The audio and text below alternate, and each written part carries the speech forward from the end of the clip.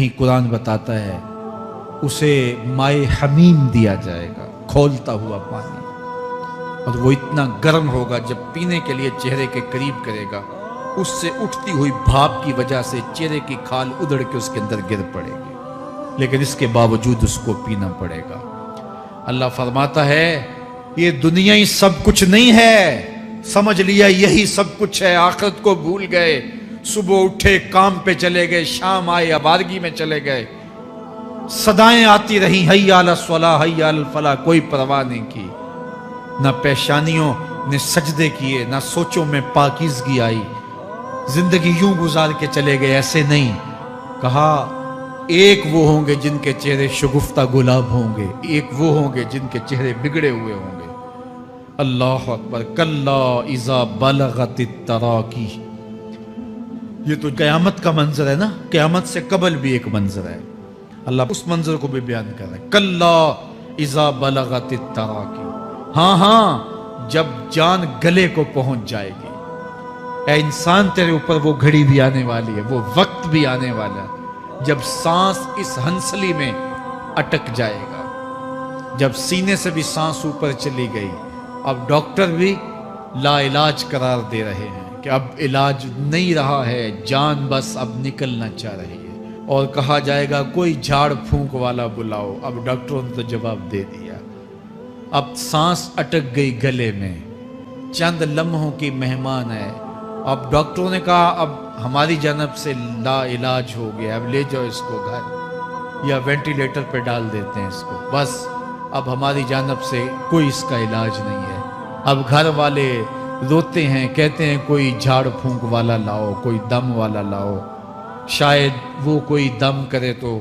اس کی جان میں جان آ جائے، ڈاکٹروں نے تو لا علاج قرار دے دیا۔ وَظَنَّ عَنَّهُ الْفِرَاقُ، اللہ فرماتا ہے یہ تو جھاڑ پھونک والے کو ڈھونڈ رہے ہیں، لیکن جس کی سانس یہاں اٹکی ہے وہ سمجھ گیا ہے اب موت آ گئی ہے، اس کو یقین ہو گیا ہے کہ اب موت کے لمحے آ گئے ہیں، اب میں بچ نہیں پاؤں گا، اب آنکھیں تاڑے لگی ہوئی ہیں، وَالْتَفَّتِ السَّاقُ بِالسَّاقِ، پنڈلی پہ پنڈلی چڑھ رہی ہے، جب موت آ جاتی ہے تو پھر پنڈلی سے پنڈلی لپٹ جاتی ہے، اس کو پھر جدا کرتے ہیں اور جدا کر کے دونوں انگوٹھے باندھ دیتے ہیں تاکہ پنڈلی کے اوپر پنڈلی نہ چڑھے۔ اللہ وہ منظر بیان کرتا ہے صاحب یہ وقت آنے والا ہے جب دونوں انگوٹھے باندھ دیے جائیں گے، جب ناک میں روئی ٹھونس دی جائے گی، جب چٹے لباس میں کفن دیا جائے گا، جب غسال کے سامنے بے بس پڑے ہوں گے، وہ چاہے یہ بازو اٹھائے چاہے یہ بازو اٹھائے، گرم پانی ڈالے یا سرد پانی ڈالے، جب بس پڑے ہوئے ہوں گے جو ہے وہ غسل دینے والوں کے، اور ناک میں روئی ہوگی اور دونوں انگوٹھے آپس میں بندھے ہوں گے، یہ محل، یہ ماڑی، یہ کوٹھیاں، یہ بنگلے جس کو سویر شام لگ کے حلال حرام کی تمیز کیے بغیر بنایا تھا، غوث اعظم رضی اللہ تعالیٰ عنہ بولے مکان بنا رہا ہے بسیں گے اور حساب تو جا کے دے گا، اور یہ تو ایک رات بھی تجھے اس گھر کے اندر نہیں رکھیں گے کہ چلو ایک رات مہمان رکھ لیں، کہتے ہیں نہیں نہیں مہمانوں نے بھی جانا ہے تو جلدی کرو اس کو سپرد کراؤ، وہ تو تیرا لباس بھی پھاڑ کے اتاریں گے، خود غسل دینے کے لیے تیار بھی نہیں ہے، تجھ سے خوف آنے لگا ہے، جاندی واری ڈرونا بنے ہوتے ہاتھ نہ لاندے ڈر دے، جنہ لئی تو پاپ کمائے اج کتھے نہیں تیرے کر دے،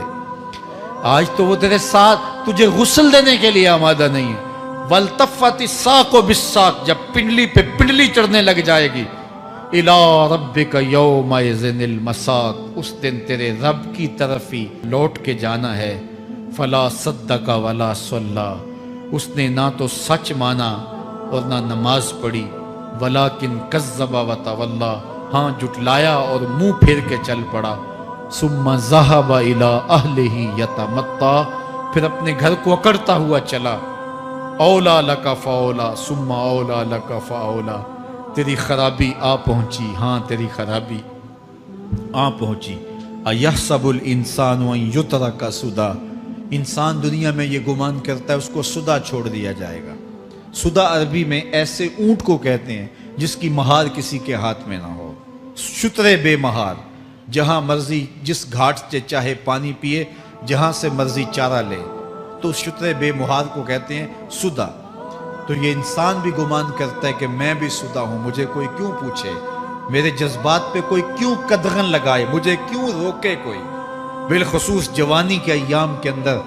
जवान को बड़ा होता है कि कोई मुझे क्यों, वो तो माँ बाप के कहने में भी नहीं आना चाहता, वो कहता है क्यों मुझे रोकते हैं, मेरी जवानी है, मेरे जज्बात हैं, मुझे आज़ादी से जीने दो, क्यों मेरे रास्ते में रुकावट बनते हो, मैं सुदा हूं। अल्लाह फरमाता है नहीं, एक ऊंट तो सुदा हो सकता है, जिसको मैंने अशरफुल मखलूकात बनाया है उसको तो सुदा नहीं छोड़ूंगा, उसको तो पाबंद बनाऊंगा हकाम का। अब वो कहता है कि नहीं नहीं, ये कैसे दोबारा उठाए जाएंगे। अब दोबारा वही बात फिर आ गई, अलम यकु नुतफतम मिन मनीय्यि युमना। अल्लाह फरमाता है एक बूंद थी ना, पानी का एक कतरा था जो रहम मादर में रखा गया, सुम्मा काना अलका, फिर वो पानी का कतरा लोथड़ा बना, फखलक फसव्वा, फिर अल्लाह ने उसे पैदा फरमाया और फिर ठीक हमवार किया, फजअल मिन्हु ज़ौजैनि ज़कर वल उन्सा, फिर उससे वो जोड़ बनाए, कोई मर्द बनाया कोई औरत बनाई। कहा अब गौर कर, अब तेरी आंखें देखती हैं, बिजलियां चमकती हैं, तेरी जुबान का तोती बोलता है, लोग आशश करते हैं तेरी गुफ्तगू पे, तेरी गुफ्तार पे सदके जाते हैं, तेरे लहजे के जमाल को देखते हैं, तेरे सीने का जोर, तेरे पंजों की ताकत, तेरी दिमाग की तेजियां और तेरी सोचों के उजाले, तेरी जोरदार टांगें, तेरे कड़ियल बाजू और तेरी चौड़ी छाती और तेरे गुलाब की पत्तियों जैसे होंठ। ऐ इंसान, ये सब कुछ कहां तराशा गया, मां के रहम में, उस तारीकी में जो 3 पर्दों में थी, तेरा सर तेरे घुटनों में था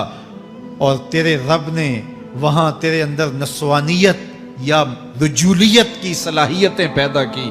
तेरी आंखों में चमक पैदा की, तेरे कानों में नगमे बखेरे, तेरी जुबान के पट्ठों पे कुव्वते जायका रखी, तुझे बोलने की सलाहियत दी, तेरे पंजों में जोर रखा। आज तू मुफ्ती शहर है, आज तू अलामतुद दहर है, आज तू काज़ीउल कज़्ज़ात है, आज तू मिनिस्टर है, आज तू वजीर आजम है, आज तू पहलवान है, आज तू शहजादा है, आज तू बादशाह है, आज तू जोरावर है, आज तेरी ताकत के क्या कहने, आज शेरों को तू नचा लेता है, हाथियों को तू बैठा लेता है, आज तू बड़ा जोरावर घुड़सवार है, आज तेरी ताकत के क्या कहने, तू कुश्ती करता है, जमाना देखने आता है, आज तेरी ताकत के शोहरे हैं, तेरी अजमत के तंतने हैं। लेकिन इंसान, तू एक नापाक कतरा था और रहम मादर में था, तेरे अंदर ये रंग किसने भरे, तेरे कानों में नगमे किसने रखे, तुझे दिमाग की कुव्वतें किसने दी, जुबान को बोलना किसने सिखाया, आंखों में तवानाइयां किसने रखी,